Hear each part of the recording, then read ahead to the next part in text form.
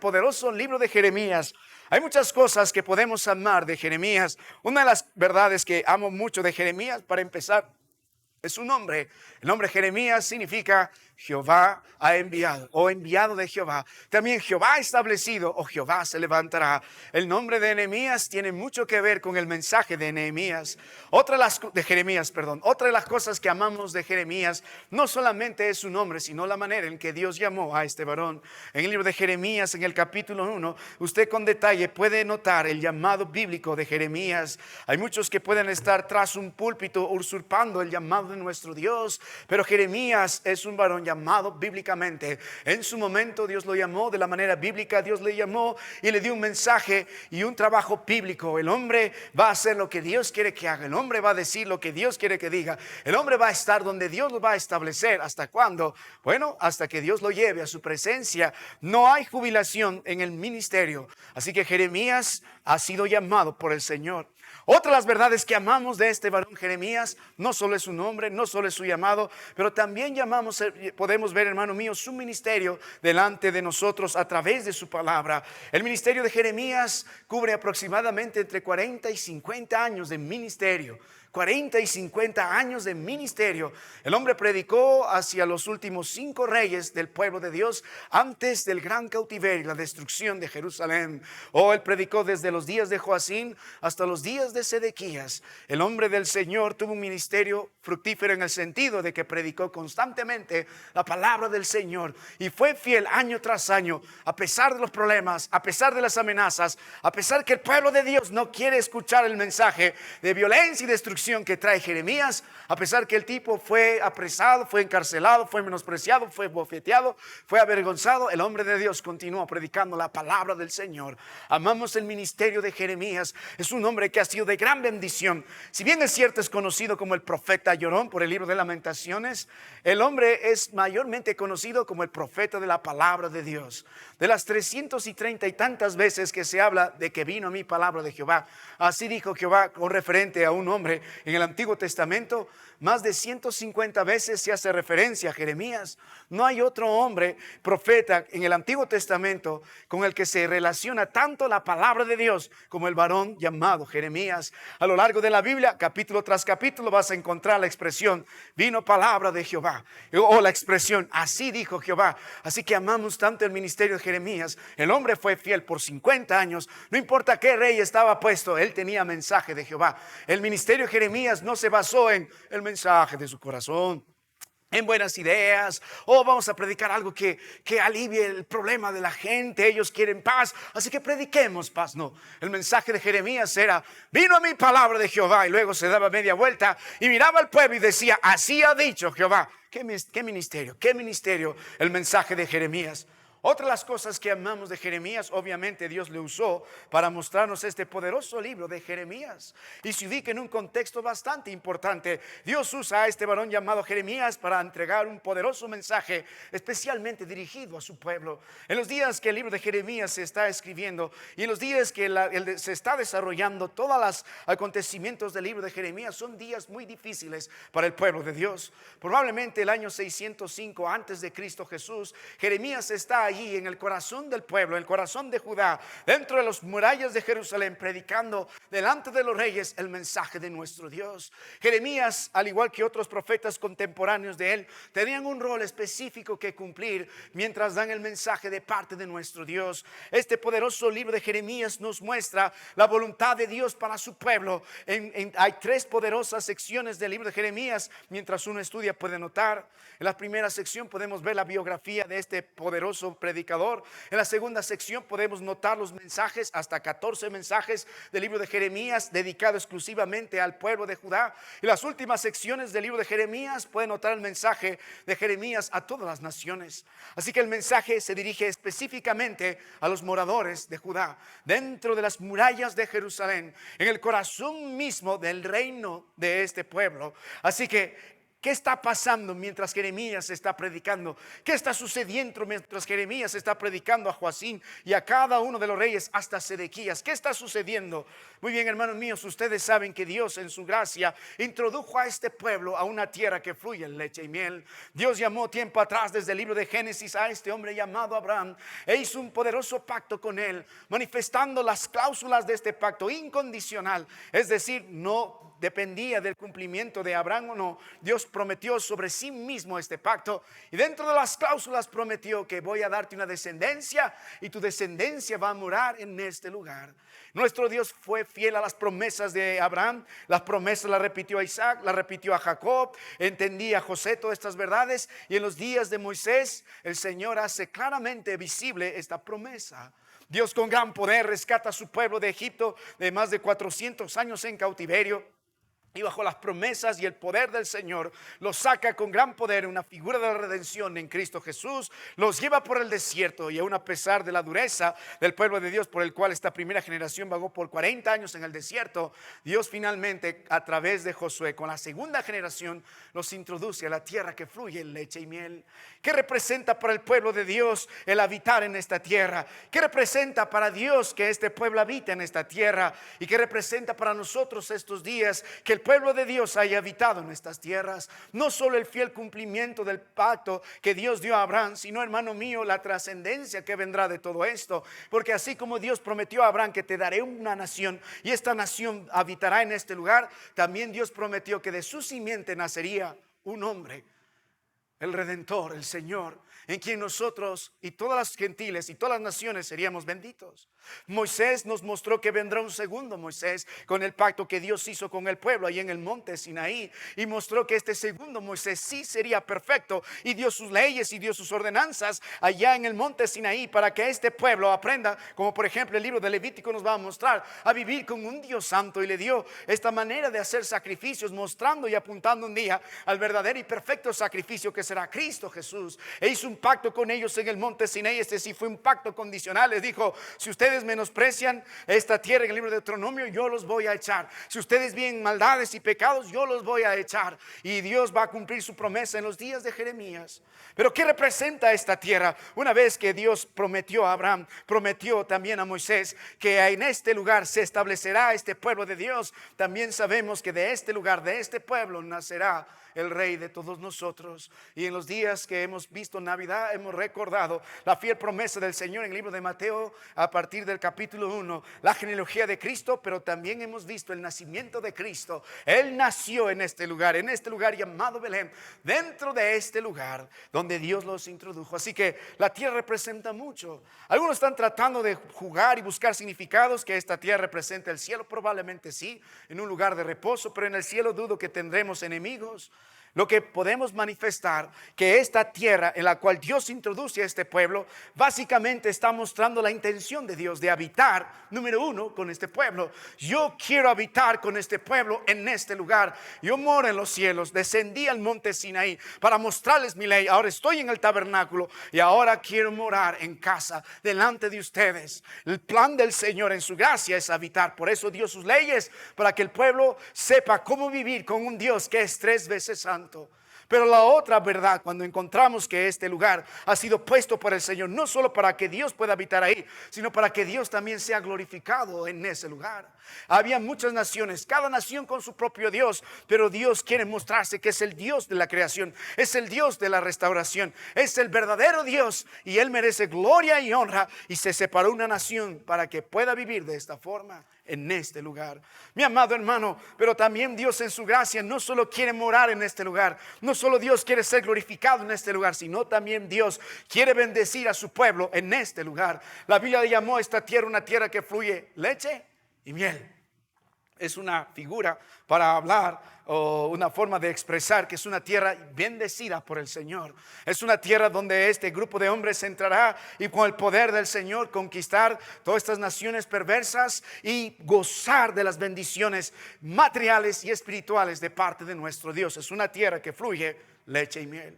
¿Qué representa esto para Dios? Una tierra importante. Él quiere morar, Él quiere ser glorificado y Él quiere bendecir a su pueblo. Y de allí nacerá el Salvador. ¿Qué representa para el pueblo de Dios? Lo representa todo. En este caso, hablando a los judíos, representaba todo. Su lugar, su nación, todo lo que ellos representaban en esencia está plasmado en esos lugares.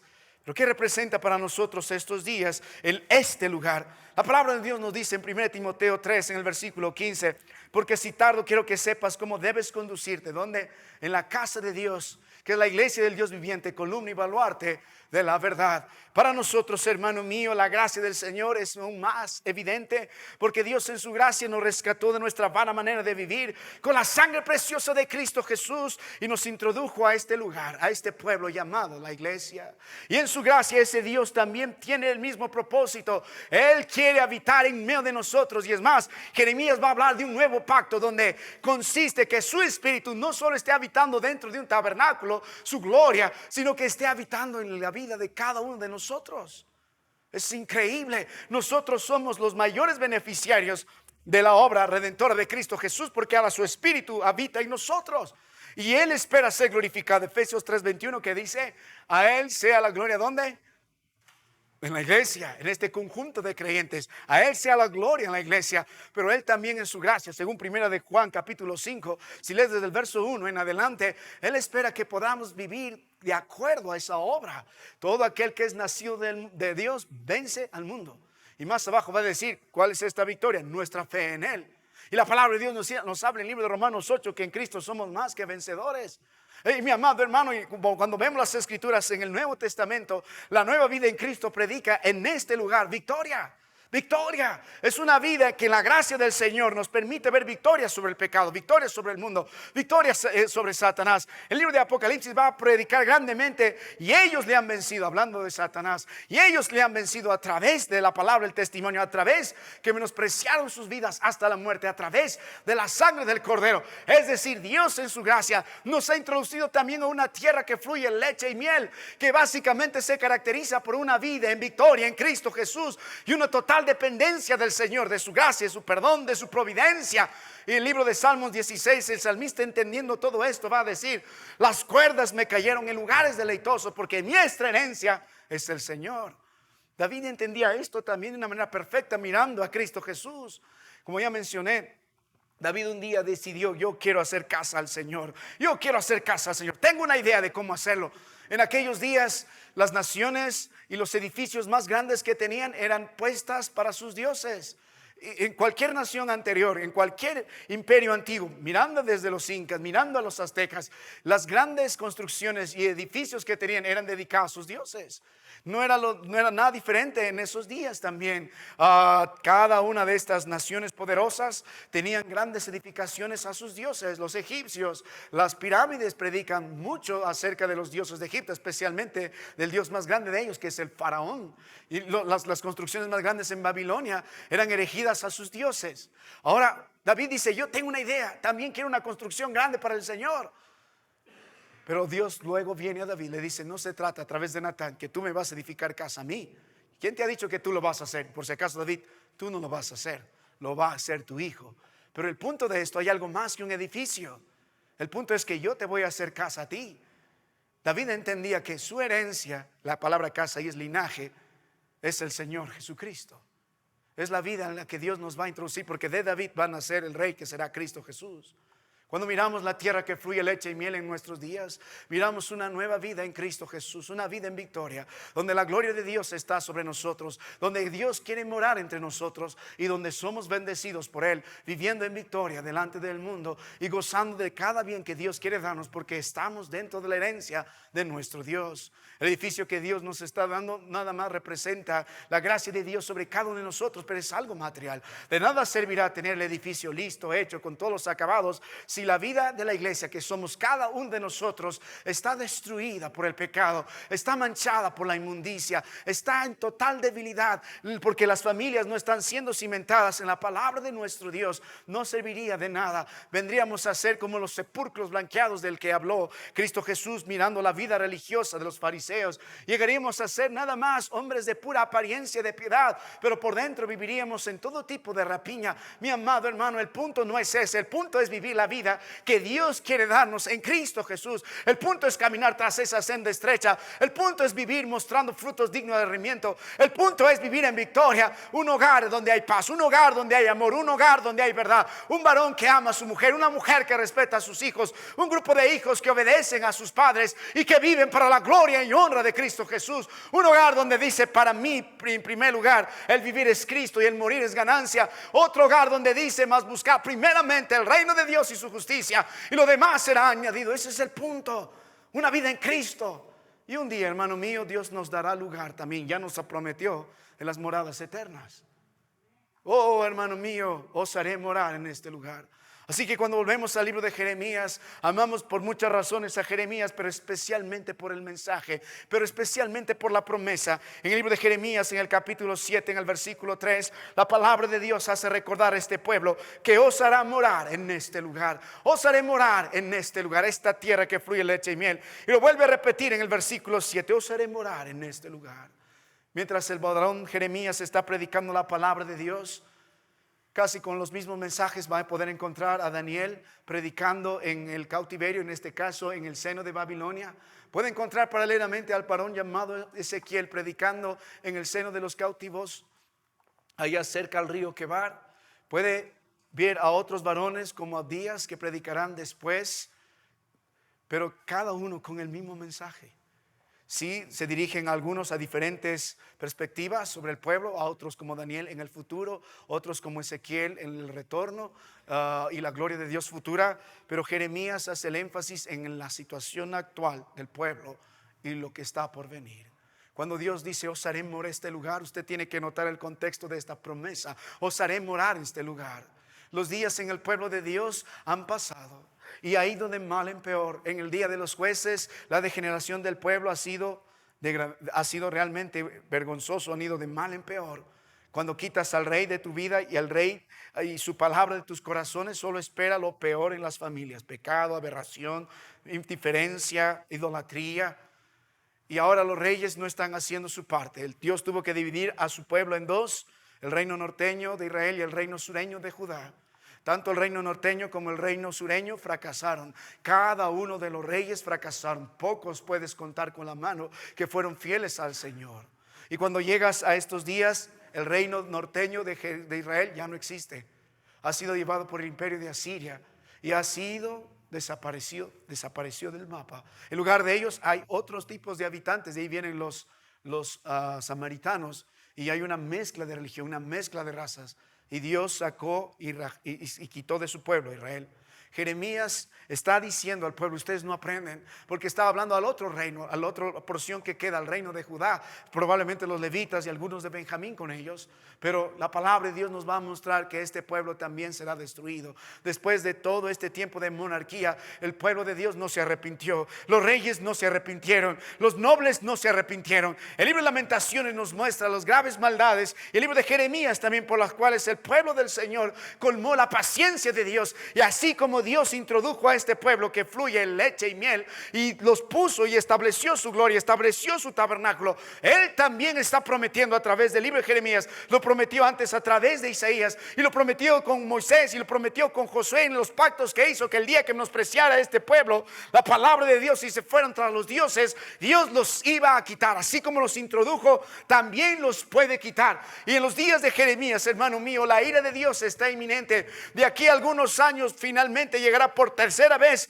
el rey de Babilonia, Nabucodonosor, y destruirá por completo, pondrá cenizas el templo, la ciudad, matará a muchos y llevará a algunos a cautiverio.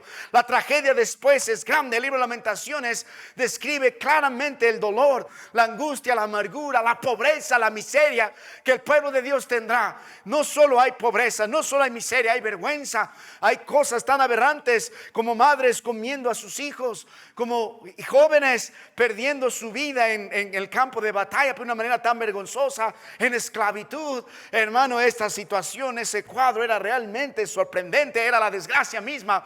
No fue Babilonia que los destruyó, fue Dios que usó este tipo de imperios. Dios habla el día de Jehová en el libro de Lamentaciones. Jeremías va a advertir de ese día de su ira, donde va a desencadenar todo, y no hay manera de parar la ira de Dios. El gran día de su ira que consumió a su pueblo. Cuando usted vuelve a la palabra de Dios, al libro de Jeremías 7, entonces Dios en su gracia en los primeros capítulos está advirtiendo mensaje tras mensaje, mensaje tras mensaje a todo el pueblo del Señor. Y llega hasta el libro de Jeremías capítulo 7 en el versículo 1, y el mensaje que viene sobre esta tierra en la que ustedes están morando y ustedes no se dan cuenta que pronto serán quitados de este lugar. Hay un mensaje especial, pero de manera específica a un grupo de personas. Note la palabra de Dios, el libro de Jeremías capítulo 7 en el versículo 1.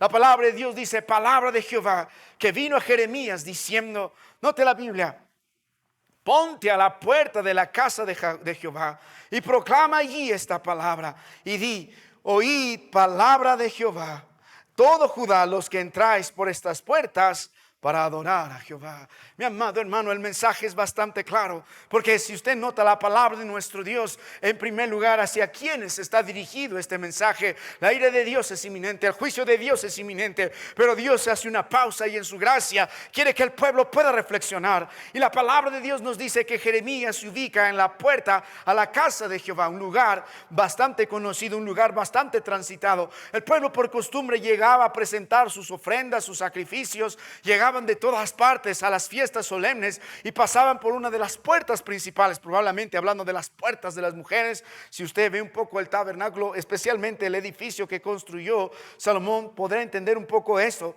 pero el punto es que es un lugar transitado. Aquellos que están entrando por las puertas de la casa de Jehová, entonces el mensaje es dirigido especialmente para los adoradores, especialmente para el sacerdote, especialmente para los levitas, especialmente para el pueblo que viene a adorar al Señor. Para nosotros somos la iglesia. El mensaje está dirigido también para nosotros. La palabra de Dios nos enseñó en 1 Timoteo 3:15: porque si tardo, quiero que sepas cómo debes conducirte en la casa de Jehová, la iglesia del Dios viviente, columna y baluarte de la verdad. Así que también el mensaje es para nosotros, para todo el que viene a cantar esta mañana, para todos los que ofrendan, para todos los que inclinan su rostro en oración, para todos los que estamos escuchando la palabra. Viene para mí, viene para los porteros, viene para los diáconos, viene para los jóvenes, viene para las señoritas. Para cada uno de nosotros es la expresión de la promesa. Ahora note el verso 2. Note, hermano mío, no solo el lugar donde se está predicando la palabra de Dios, sino la manera en que se está proclamando esta promesa. Dios está diciendo: yo quiero hacer morar a ustedes en este lugar, y lo va a decir de una manera portentosa, y proclama allí esta palabra. La idea de proclamar es levantar la voz. En otra porción va a decir: alza la voz en cuello. El mensaje es claro, el mensaje es notorio, el mensaje es portentoso, de tal manera que nadie va a tener excusa. Y nota la respondencia o la correspondencia a este mensaje: y oíd palabra de Jehová. Dios espera que el pueblo pueda escuchar el mensaje del Señor, al igual que nosotros. Oíd, y la idea aquí es inteligentemente, es decir, escuchar, prestar atención, porque una vez más, ¿de quién viene? El verso 7 dice, el verso 1 dice palabra de Jehová. Luego la palabra de Dios nos dice en el verso 2, palabra de Jehová. Y más abajo dice otra vez el verso 2, Jehová. Y cuando usted ve el verso 3 dice Jehová de los ejércitos, y el verso 3 dice Dios de Israel. Este mensaje viene de Jehová. Ese es el nombre de Dios, el autoexistente. Jesucristo significa de Jehová es la salvación, es del nombre. Conocemos al Señor, conocemos su nombre, conocemos al poderoso. Pero cuando usa la expresión Jehová de los ejércitos, está hablando de Dios con la espada desenvainada en todos los contextos. No procede solamente de nuestro Dios, sino mira la actitud. Procede de nuestro Dios con la espada desenvainada, esperando en gracia que usted y yo podamos escuchar el mensaje. Y dice Dios de Israel, Dios de cada uno de nosotros. Así que es mejor que prestemos atención. Y ahora nota el contenido del mensaje. La palabra de Dios dice en el verso 3: así ha dicho Jehová de los ejércitos, Dios de Israel: mejorad vuestros caminos y vuestras obras, y os haré morar en este lugar. Amamos tanto la palabra de Dios y amamos tanto al varón de Jeremías. No ocultó ninguna palabra que vino de parte de nuestro Dios. Y el pueblo de Dios que sube a adorar, que sube a presentar sus ofrendas, tiene que escuchar antes de entrar a las puertas, antes de alzar su voz, antes de proclamar el nombre de Dios, antes de ofrendar. Debe escuchar este mensaje. Al igual que aquellos días, nosotros también, hermano mío, Dios proclama de manera portentosa su palabra. Dios en su gracia nos permite vivir un año más, respirar su aire Dame un año más, disfrutar del sol, dice su sol, un año más, de poder tener la fuerza que Él nos da, un año más. Por su gracia, hermano mío, nos da techo, un año más, nos da comida, un año más, nos da oportunidades, un año más. Por su gracia estamos viendo que un año más nos está bendiciendo de una manera increíble. Pero hermano mío, no es suficiente eso. No es suficiente solo valorar lo que Dios está haciendo un año más por nosotros. Lo que la palabra de Dios nos anima es a contemplar nuestras vidas, cómo nosotros estamos correspondiendo. La gracia de Dios al introducirnos a este lugar, la gracia de Dios al proveernos a este lugar, la gracia de Dios al darnos su palabra en este lugar, la gracia de Dios al predicar y hablar y adorar de Él en este lugar. Es un año más. Pero ¿cuál es nuestra actitud? Dios de Israel, el Dios Jehová de los ejércitos, más abajo va a decir, el que ve y conoce todo, entiende nuestra actitud delante de este Dios. Él conoce nuestro corazón. Él conoce nuestra rebeldía. Él conoce el pecado que ocultamos. Él conoce nuestra indiferencia. Él conoce nuestra hipocresía. Él conoce nuestra inmoralidad. Él conoce nuestro desempeño ante sus ojos. Y amado hermano, el pueblo de Dios ha sido pesado por Dios. El pueblo de Dios ha sido sentenciado por Dios. Pero aún en medio de la sentencia, Dios da oportunidad una vez más a este pueblo duro de servicio para que pueda morar en este lugar. La palabra de Dios nos dice en el verso 3: así ha dicho Jehová, Dios de los ejércitos, Dios de Israel, mejorad vuestros caminos y vuestras obras. Y note la promesa: y os haré morar en este lugar. Hermano, ¿no es bonito vivir en este lugar? ¿No es una gran bendición vivir en este lugar? Si bien es cierto, nuestra salvación en Cristo no se va a perder. La sangre preciosa de Cristo es la garantía eterna. Es el sello de nuestra herencia, de que nuestra salvación en Cristo no se va a perder. Pero también es necesario recordar que a la luz de la palabra del Señor podemos perder muchos de los privilegios que Dios nos ha dado. Algunos creen que van a ser, digamos, incondicionales delante del Señor, vitalicios en nuestros privilegios. No es así.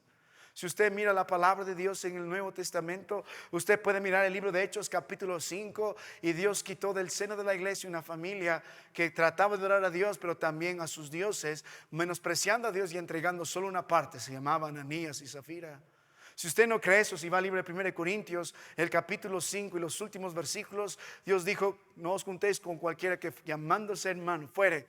Y hay 5 razones ahí: hay adúltero, fornicario, ladrón, maldiciente, avaro, idólatra, con tal ni aún comáis. ¿Hay privilegios que uno puede perder? Sí. David fue el rey que fue hasta que pecó con Betsabé y mandó a matar a su marido. Y todos los privilegios que él tuvo lo perdió. Las consecuencias tuvo que llegar. Nosotros estamos predicando duramente primero a cada uno de nosotros como pastores y diáconos de la iglesia, ancianos de la iglesia, y a cada uno de los hermanos.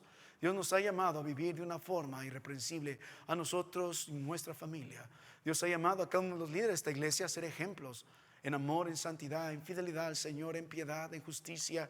El día que dejamos de ser irreprensibles, tenemos que sentarnos, perdemos el privilegio. Si yo me meto con otra mujer en adulterio, ¿cómo puedo yo predicarles a ustedes vivir en santidad si he perdido la batalla?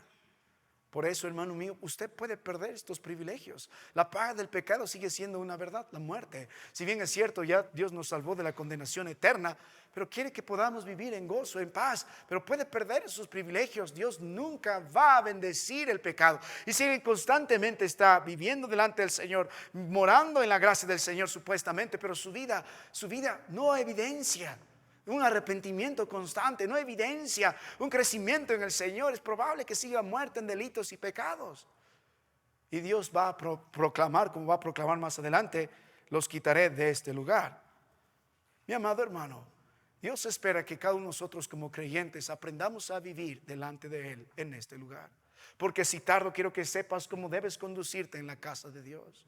Hay creyentes y hay creyentes. Hay hombres que viven delante del trono del Señor, otros en el lugar santísimo mismo, otros viven un poco más lejos. Pero mi esperanza es que este pueblo que estamos meditando hoy en esta mañana y mirándonos cada uno de nosotros al espejo de la palabra de Dios, podamos mirar, podamos habitar delante del trono de Dios. Y os haré morar en este lugar. ¿No sería una linda promesa para usted, su esposa y sus hijos, morar en este lugar? Morar en este lugar. ¿No sería una gran motivación para nosotros en Cristo Jesús vivir en estas promesas? Morar en este lugar. No solo medite, hermano, no solo reflexione, no solo agradezca el privilegio, sino también corresponda a la promesa. Os haré morar en este lugar. Así que bajo la luz de la palabra de Dios, solo voy a citar por razón de tiempo. Aquí hay 3 grandes actitudes que Dios espera de este pueblo, que permite en su gracia puedan escuchar y entender para morar en este lugar. Note la palabra de Dios esta mañana, hermano. ¿Qué actitudes Dios espera de cada uno de nosotros para morar en este lugar? No quiero yo perder los privilegios. Yo no quiero volver atrás. Gracias a Dios por la sangre de Cristo que me introdujo a este lugar. Gracias al Señor por la nueva vida en Cristo. Oh, pero qué dolor y vergüenza traerá si alguno de nosotros quiere vivir en el Señor y vivir en el mundo. Es imposible. Oh, hermano mío, Dios sabe disciplinar. Dios sabe cortar. Nos corta la adoración. Nos corta el privilegio de servir. Oh, y algunos hasta han muerto. Yo os haré morar en este lugar. Note la palabra del Señor en el versículo 3. Así ha dicho Jehová de los ejércitos, Dios de Israel. Note la Biblia que dice: mejorad vuestros caminos y vuestras obras. Queremos morar en este lugar. La ira es inminente para el pueblo de Dios y su destrucción se acerca cada vez más. Pero Dios en su gracia hace una pausa. Si quieren morar en este lugar, la palabra de Dios proclama: mejorad vuestros caminos y vuestras obras. Lo primero que Dios espera es esta actitud del pueblo. Todo hijo de Dios va a arrepentirse. Todo cristiano va a entender esto. Todo verdadero israelita debería haber entendido esto. Mejorad vuestros caminos y vuestras obras. El mensaje de Dios no es una condición para si lo quiero aceptar o no. No, es Dios demandando: mejorad vuestros caminos. Es para responder en este instante, no para mañana, pues Dios dice: mejorad vuestros caminos. No es, hermano mío, para tenerlo en poco, porque es un mensaje importante. Mejorad vuestros caminos. Estamos comenzando un nuevo año en Cristo Jesús, y será un feliz año si es en Cristo, y será un año miserable si no es en Cristo. Será un año de gracia si es en el Señor,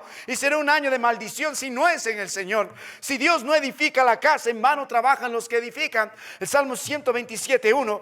Por lo tanto, Dios espera: mejorad vuestros caminos. ¿Quieren la bendición de Dios? Muchos están clamando salud, otros están clamando bienes materiales, mejores trabajos. Pero, hermano, la bendición de Jehová es la que enriquece y no añade tristeza a ella. Pero Dios nunca va a bendecir el pecado. Oh, hermano mío, ¿qué tal si este año Dios permite que te enfermes, o pierdas lo que más ama, o entierres a un ser querido? ¿Qué vas a hacer? ¿Qué vas a hacer? ¿Vas a vivir enojado con el Señor? No, aunque venga lo que venga, en la gracia del Señor, los que son del Señor siempre van a estar bien. Todo nos ayuda bien porque nos perfecciona la imagen de Cristo Jesús.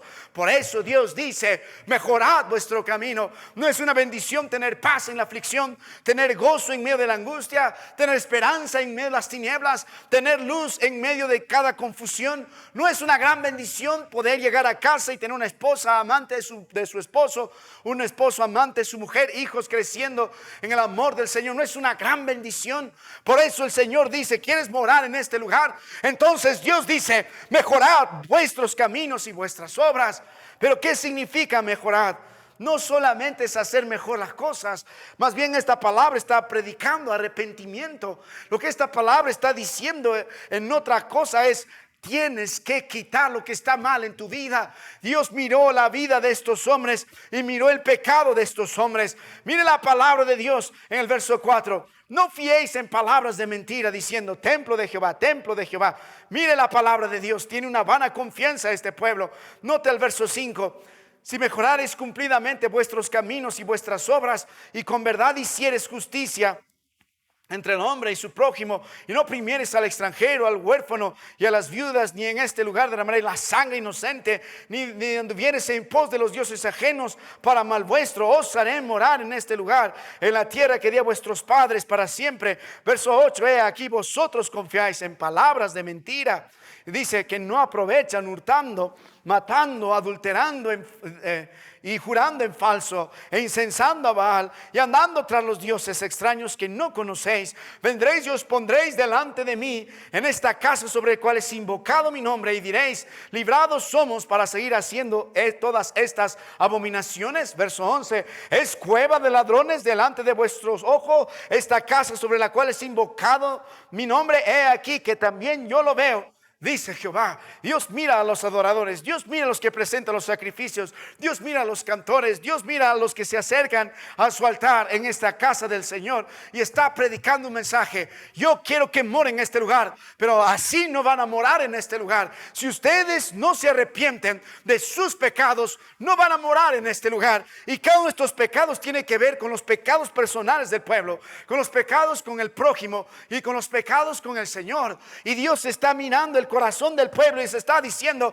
oh, ¿quieres morar en este lugar? Más le vale arrepentirse, más le vale vivir de una manera santa y piadosa delante de mí, más le vale no vivir una vida llena de hipocresía, tratando de adorar a Dios y adorar a los dioses de este mundo. No puedes presentar tu ofrenda, no puedes traer tus sacrificios y seguir en adulterios, seguir en pleitos, seguir en contiendas, seguir en amarguras, donde este viejo hombre sigue reinando en ti. No puedes venir a Dios así. ¿Quieres morar en este lugar? En la gracia del Señor, Dios debe producir en nosotros un arrepentimiento para vida. Mejorad, mejorad. Basta ya de vivir en inmundicia, basta ya de vivir en pleito y contienda, basta ya de vivir en inmoralidad, basta ya de vivir en menosprecio, basta ya de poner a Dios al último lugar, basta ya de los dioses que están en nuestros corazones y trayendo flagelo, avaricia, adulterio, el dinero, el trabajo en primer lugar, el Señor al final. Dios dice: ¿quieres morar en este lugar? Mejorad, mejorad, mejorad personalmente, mejorar en tu relación con los hermanos, viviendo en pleitos, contiendas, en menosprecio, en iros, en cada uno de abominación de uno hacia el otro.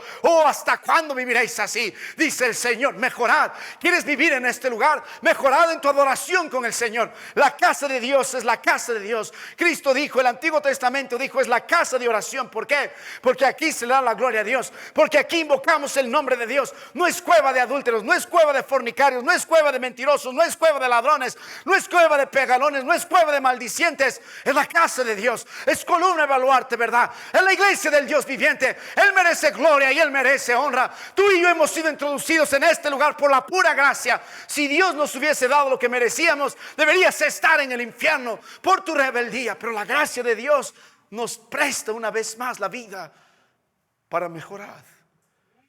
Dios dice: vuestros caminos y vuestras obras. ¿Qué haces mirando la vida y la obra del otro hermano? Primero mira tu obra y tu camino, vuestro camino. Mire vuestra vida, mire vuestra familia, mire vuestra adoración. Medite en ello y mejorad vuestros caminos y vuestras obras. Cuando la Biblia habla de camino, no tengo el tiempo, pero algo el libro de Jeremías está hablando de malos caminos. Hay camino de idolatría, hay camino de adulterio, hay camino de desobediencia, hay camino del orgullo. ¿Cuál es la senda que usted suele trazar? Mejorar su estilo de vida, mejorar el estilo de vida de su familia, mejorar. Algunos están yendo peor que antes. Arrepentimos, dice el Señor: arrepentíos. La idea de mejorar es: vuélvase a mí. No es que están bien, están mal. Yo os haré morar en este lugar. Y cuando la Biblia habla de vuestras obras, habla de vuestros frutos. Hay obras de justicia. En el libro de Jeremías, obras de bondad, obras de amor, obras de verdad. Mejorad, mejorad. Mi amado hermano, cada uno de ustedes conoce su andar delante del Señor, pero basta ya de vivir de una manera religiosa. El año pasado vivió siendo infiel, vivió tratando de cauterizar su conciencia y el Espíritu Santo, tratando de alabar a Dios, justificarse de que viene a la iglesia, ofrendas, buen hermano, pero su vida es una desgracia, en pecado, en maldad, en rebeldía. Eso Dios dice: mejorad, Dios haré morar en este lugar.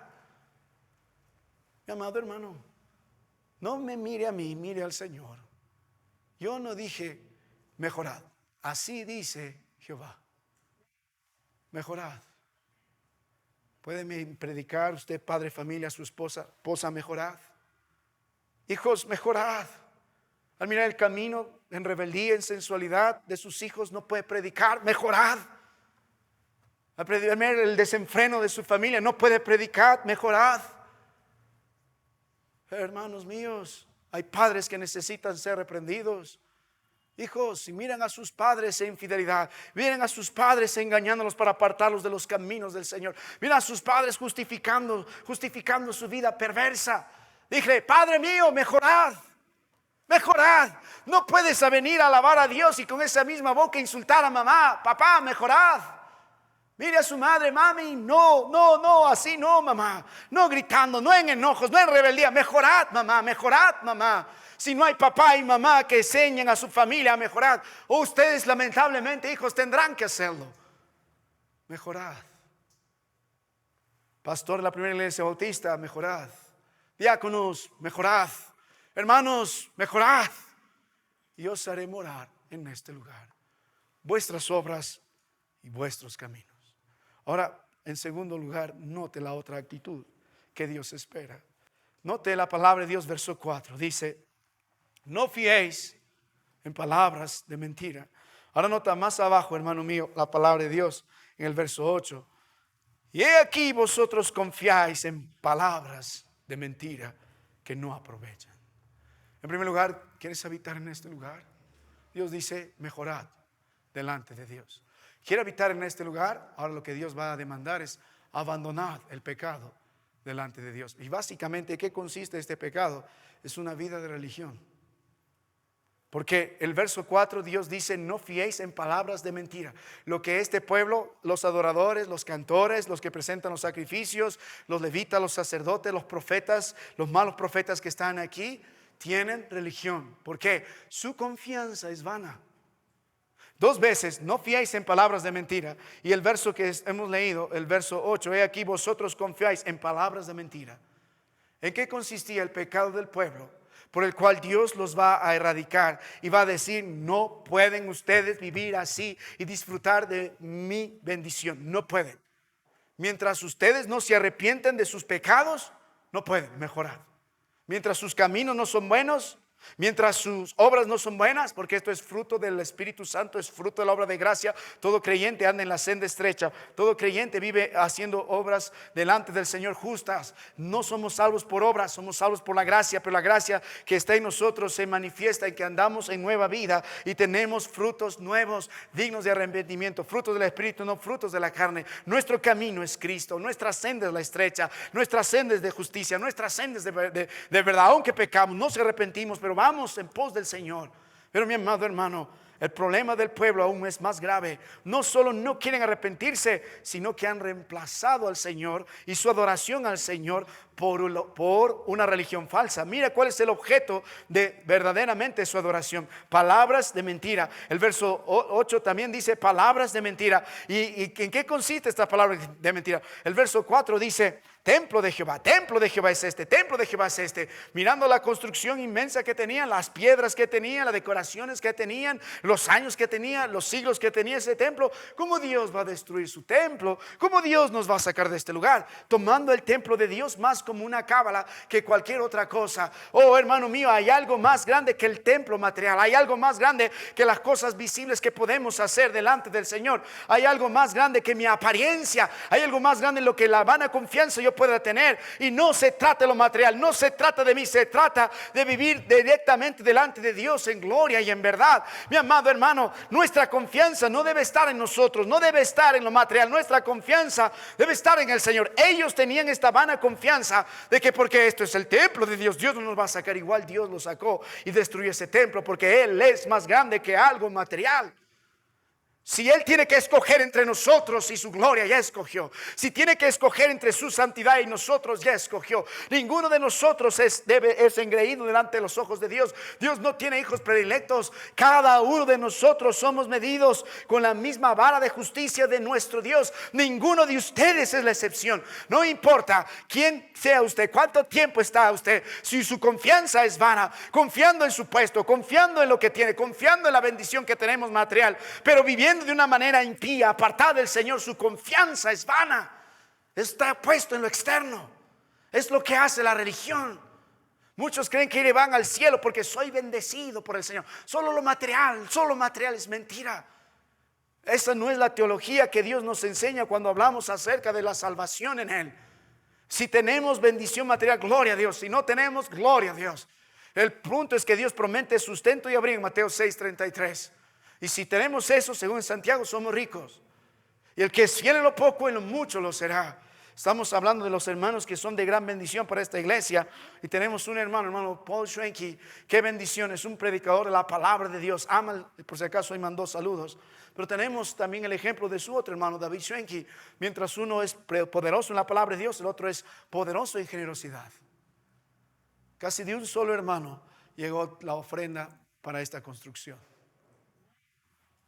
¿No necesitamos hermanos así también en esta iglesia? No solo poderosos en la palabra de Dios, poderosos en generosidad. Pero ¿por qué Dios bendice a hermanos como el hermano David Schwenke? Porque saben para qué Dios le da el dinero. Y él, estando entre nosotros, dio testimonio de eso. Desde que aprendió esta verdad, los primeros centavos que tuvo se lo dio al Señor. Y Dios le ha bendecido por esa razón. He aprendido a contentarme cualquiera sea mi situación, pero no fiéis, hermano, en lo material. No fiéis en ese testimonio temporal que tienes delante de los demás de pura apariencia. No fiéis. La palabra de Dios también nos dice, si queremos abandonar la religión, tenemos que quitar el objeto de nuestra verdadera adoración. Nosotros, nuestra religión, lo externo. Note la palabra de nuestro Dios. Note las escrituras rápidamente. Dice verso 8, he aquí vosotros confiáis en palabras de mentira que no aprovechan, porque también están predicando diciendo, no, la ira de Dios no va a venir. Los predicadores que dicen, no hables contra el Señor, no hables de pecado. La palabra pecado es una palabra negativa, ofende al pueblo. Mejor cambia la expresión, pon error o una falta, un lapsus. La paga del pecado es la muerte. Entonces, este pueblo está confiando en palabras de mentira. Verso 9, hurtando, matando, adulterando, todo el pecado que hay, incensando, idólatras. Baal es uno de los dioses más perniciosos. Para adorar a este Dios tenías que cometer lujurias.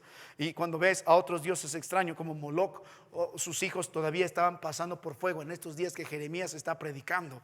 Y luego note la Biblia, en todas estas abominaciones, al final del verso 10 y verso 11, Dios reclama, es cueva de ladrones, delante de cual vuestros ojos está invocado mi nombre. He aquí que también yo lo veo, dice Jehová, esta casa yo lo veo. Dios dice, abandonad esta vana religión. Tú te justificas porque traes tus ofrendas, porque oras, porque presentas a Dios alabanza, pero tú sigues viviendo en hurto, sigues viviendo en adulterio, sigues viviendo en asesinato, sigues viviendo en odio, sigues viviendo en rencilla, sigues idolatrando a estos dioses, sigue la sensualidad de este mundo y quieres alabar al Señor así. Y te justificas por eso y Dios dice, ¿acaso no lo veo? Yo lo veo. Por eso la palabra de Dios dice en el verso 5, pero si mejorares cumplidamente vuestros caminos y vuestras obras, y si con verdad hicieres. Mi amado hermano, cuando Dios mira a su pueblo dice, ¿quieres morar en este lugar? Gracias a Dios por la salvación eterna, pero gracias a Dios también por los privilegios que nos da. Dios dice, en primer lugar, tienes que mejorar vuestros caminos. En segundo lugar, tienes que quitar de tu vida todo tipo de religión, abandonar todo tipo de religión. Tu confianza está en el Señor, no en lo material. Tu adoración debe ser en verdad. No puedes venir al Señor y seguir adorando a los dioses de este mundo y viendo esa vida tan apartada del Señor. ¿Qué estamos haciendo de la casa de Dios? ¿Por qué Dios llama cueva de ladrones? Porque todos los que están ahí son ladrones. Es una expresión para hablar de todo lo mal que está este pueblo. A veces el ladrón le hace referencia al adulterio, entonces cualquier pecado que Dios aborrece. Ahora, permíteme terminar este mensaje meditando en la última parte. Note el versículo 12. La Biblia dice, andad ahora a mi lugar en Silo, donde hice morar mi nombre al principio, y ved lo que hice por la maldad de mi pueblo. Ahora pues, por cuanto vosotros habéis hecho todas estas obras, dice Jehová, y aunque os hablé desde temprano, mire la maldad del pueblo, no hay arrepentimiento, y sin cesar no oísteis, y os llamé y no respondisteis, haré también a esta casa sobre la cual es invocado mi nombre, en la que vosotros confiáis, y a este lugar que di a vosotros y a vuestros padres, como hice a Silo. Os echaré de mi presencia, como os eché a vuestros hermanos, a toda la generación de Efraín. ¿Quieres morar en este lugar? Dios dice en primer lugar, nos enseñó a nosotros a mejorar vuestros caminos y vuestras obras. ¿Quieren morar en este lugar? Dios nos está enseñando, quita la religión. Quita la religión de tu vida delante de mí. Quita la religión, quita lo religioso. Sé en verdad un verdadero adorador. Quita la inmundicia, quita la vana confianza, quita tu vana manera de pensar. Vuelve a mí. Pero en tercer lugar, Dios nos va a enseñar algo también. ¿Quieres morar en este lugar? Entonces tenemos que aprender las lecciones del pasado. Dios no está jugando con esto, no está jugando con su pueblo. Ellos están tomando esto en broma, ellos están haciendo oídos sordos, ellos están mirando a otro lado, se están justificando. Quiere escuchar a su predicador favorito que diga: no, hay paz, eres buena gente, todo está bien, toma tu caramelito, que sigas bien en tu pecado, en tu inmundicia. Dios no es tan malo. 2 años, 3 años va a durar el cautiverio. Oh, mi amado hermano, cuando la ira de Dios va a venir, va a destruirlo todo. Y este pueblo no aprendió de las lecciones del pasado. Y la Biblia nos recuerda que antes el templo o el tabernáculo del Señor se encontraba en Silo, dentro de la tribu de Efraín. Cuando estos lo menospreciaron, Dios destruyó todo ahí y quitó su gloria de ese lugar y lo puso ahora en Jerusalén y lo puso en su templo ahora en este lugar. Ahora, cuando Dios está llamando la atención, le está diciendo a ellos: presta atención a la desgracia que hice. Yo prometí, lo cumplí. ¿No puedo hacer eso yo ahora con ustedes? Sí. Y para nosotros es una tercera advertencia, porque somos testigos de lo que Dios hizo en Silo, somos testigos de lo que Dios hizo a su pueblo, y ahora somos testigos de lo que Dios hace con cualquiera que menosprecia su nombre. Dios no es malo, hermano, Dios es bueno. La palabra de Dios nos enseña que para siempre es su misericordia en el Antiguo y el Nuevo Testamento. Pero si usted lee el libro de Apocalipsis en el capítulo 2, vamos un momento a esta porción que hemos meditado. Y en la noche vuelve, hermano, vamos a continuar con nuestro estudio del libro de Apocalipsis. Mire esta última porción. Vamos rápidamente, el libro de Apocalipsis, capítulo 2. Note la Biblia. Apocalipsis, capítulo 2. Note el mensaje.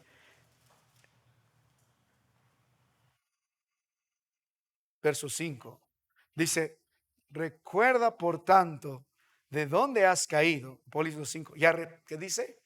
Y arrepiéntete y haz las obras primeras, pues si no, vendré pronto a ti. ¿Qué? Quitaré tu candelero de su lugar si no te hubieres arrepentido. Cuando ve el capítulo 1, ¿qué es el candelero? Es la gloria de Dios. Cuando Dios quita su gloria, vemos más abajo una iglesia muerta. ¿Por qué Dios va a quitar la gloria de la iglesia en Éfeso? Porque han dejado su primer amor. Todo gran pecado y toda depravación comienza dejando de obedecer el primer gran mandamiento: amarás a Jehová tu Dios. Cuando tú empiezas a menospreciar al Señor, su palabra, su iglesia, su pueblo, tu amor se enfrió. Todo es religión, mecánico. Dios dice: si no se arrepienten, yo voy a quitar el candelero de su lugar. Hermano, ¿puede quitar el candelero de su lugar? Sí. ¿Puede quitar a algunos de nosotros de su lugar? También. Sí, somos salvos. Amén, gloria a Dios. Pero qué privilegios ha perdido. Conozco a un pastor, ya voy a terminar con esto. Estuve hablando con él mucho tiempo, años atrás. Ahora en los días de su ministerio, los días han sido amargos para él. Era un poderoso predicador en la palabra de Dios, me fue de bendición en su momento.